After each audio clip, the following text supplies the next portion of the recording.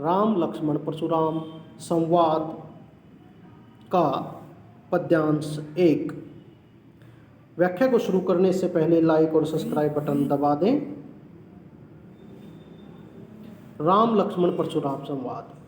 राम लक्ष्मण परशुराम संवाद रामचरितमानस के बाल कांड से लिया गया है। जब सीता स्वयंवर के समय श्री राम के द्वारा शिव के महान धनुष को भंग कर दिया जाता है, तोड़ दिया जाता है, उस समय भगवान परशुराम वहाँ पर आते हैं और राम लक्ष्मण और परशुराम के बीच में जो आपसी बातचीत होती है उसका वर्णन यहाँ किया गया है। राम का शांत स्वभाव, लक्ष्मण और परशुराम का व्यंग्य ओज से भरा हुआ स्वर यहाँ सुनाई देता है। इसी की सह प्रसंग व्याख्या देखते हैं। सबसे पहले राम लक्ष्मण संवाद का पहला पद सहस्वर वाचन। नाथ शंभु धनु भज निहारा, हुई क्यों एक दास तुम्हारा। आयसु कहाँ कही किन मोही, सुनी रिसाई बोली मुनि क्रोही। सेवकु सोजो करे सेवकाई, अरी करनी करी करिय लड़ाई। सुनहु राम जही शिव धनु तोरा, सहस्र बाहु समसो रिपु मोरा। सो बिलगाऊ बिहाई समाजा, नैते मारे जही सब राजा। सुनी मुनि वचन लखन मुस्काने, बोले परशु धरई अवमाने। बहु धनुई तोरी लरिकाई, कभौ ने असी रिस किहनी गोसाई। येहू धनु पे ममता के ही हेतु, सुनी रिसई कहे भृगु कुल केतु। ये चौपाइयाँ थी। दोहा देखिए। रे नरबालक काल बस बोला तो ही रसभार। धनुई सम त्रिपुरारी, धनु विदित सकल संसार। इस प्रकार से गुस्से में भरकर परशुराम जी कहते हैं। सबसे पहले नाथ, नाथ का अर्थ होता स्वामी। हे स्वामी, क्या करें? हे स्वामी। शंभु धनु, शिव के धनुष को तोड़ने वाला। हे स्वामी, शिव के धनुष को तोड़ने वाला क्या कोई होगा? शंभु धनु, शंभु अर्थात शिव, धनु अर्थात धनुष, नाथ का अर्थ स्वामी। हे स्वामी, शिव के धनुष को तोड़ने वाला। भज निहारा का अर्थ है तोड़ने वाला, भज तोड़ना।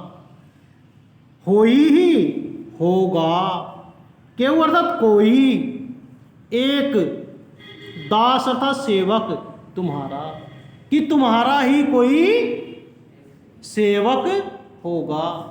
ये बात श्री रामचंद्र जी परशुराम के वहां आकर क्रोध करने पर कहते हैं। क्या कहते हैं? हे स्वामी, शिव के धनुष को तोड़ने वाला तुम्हारा ही कोई सेवक रहा होगा। आयसु, आयसु तो आज्ञा दीजिए, आज्ञा करना। कहना, आज्ञा कहो, आज्ञा करो। कहिए, कहना। किन अर्थात क्या, मोहि अर्थात मुझे, कि मुझे कहो क्या आज्ञा है कि शिव के धनुष को तोड़ने वाला तो तुम्हारा ही कोई सेवक होगा, और कोई आज्ञा है मुझे बताइए। सुनहु, सुनो अर्थात सुनो। ऋषि अर्थात क्रोध, बोले। सुनो अर्थात सुनो, क्रोध में भरकर। मुनि अर्थात ऋषि, कोई अर्थात क्रोधी। क्रोधी ऋषि क्रोध से भरकर बोले कि सुनो। सेवकु, क्या बोले? सेवकु, सेवक बोला सेवक। सो अर्थात जो, सेवक तो वह है, सेवक तो वह है। सो जो अर्थात वह है, सेवक तो वह है। करे जो करता है, सेवका अर्थात सेवा। सेवक तो वह है जो सेवा करता है। अरि करनी, अरि होता शत्रु, करनी अर्थात करने वाला, शत्रुता करने वाला। पूरा अर्थ हुआ दुश्मनी करने वाला, शत्रुता करने वाला। करी करके, करिए की है, लड़ाई अर्थात लड़ाई।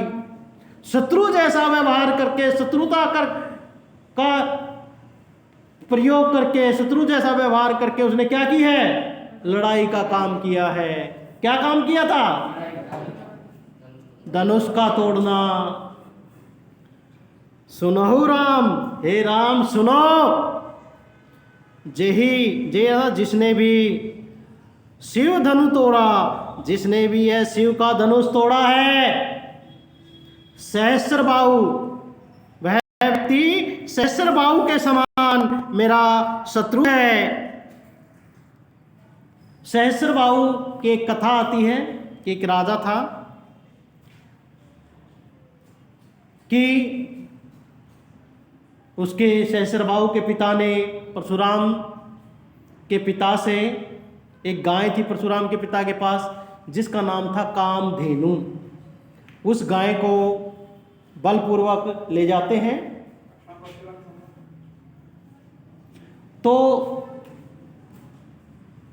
परशुराम इसको सहन नहीं करता और उस गाय को लाने के लिए उस राजा का वध कर देता है। इस बात से सहस्रबाहु दुखी होता है कि मेरे पिता को कैसे मार दिया एक ब्राह्मण ने। वो आता है और परशुराम के पिता को मार देता है। अब परशुराम को क्रोध आता है और वह सहस्रबाहु और उसके संपूर्ण कुल का नाश कर देता है इस पृथ्वी से। उस कथा का यहाँ वर्णन है। यहाँ परशुराम कहता है सहस्रबाहु समरो सो रिपु मोरा, कि वह व्यक्ति तो सहस्रबाहु के समान, समसो के समान, रिपु अर्थात शत्रु, मोरा अर्थात मेरा, वह तो व्यक्ति सहस्रबाहु के समान मेरा क्या है, शत्रु है। कौन, जिसने शिव का धनुष तोड़ा है। सो बिलगाऊ, बिलगाऊ होता अलग, तो उसे अलग कर दो। बिहाई समाजा, इस राजाओं के समाज से, जो समूह है ना वहाँ इकट्ठा था, कि इस राजाओं के समूह से उस व्यक्ति को अलग कर दो। नैते, नैते अर्थात नहीं तो, मारे जही, जय अर्थात जाएंगे सब राजा।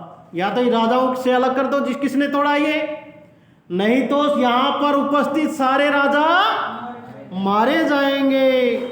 सुनाऊ, सुनकर मुनि वचन, ऋषि के इस प्रकार के वचन, लखन मुस्काने, लक्ष्मण जी हंसने लगे, मुस्कुराने लगे।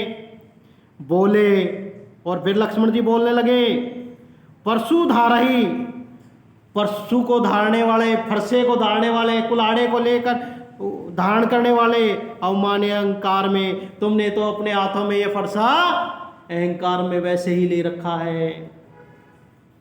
बहुधनुई, बहु अर्थात बहुत सारी, अत्याधिक, धनुई अर्थात छोटी धनुष, तोरिया तोड़ दी है ललिका अर्थात बचपन में, कि ऐसी न जाने कितनी ही छोटे छोटे धनुष हमने बचपन में तोड़ दिए हैं। कभू न, कभू न कभी नहीं। असी, असी अर्थात इस प्रकार से, रिस अर्थात क्रोध, कीनी अर्थात किया, गोसाई अर्थात स्वामी, हे स्वामी आपने पहले तो इस प्रकार से कभी गुस्सा नहीं किया, आज इतना गुस्सा कर रहे हो।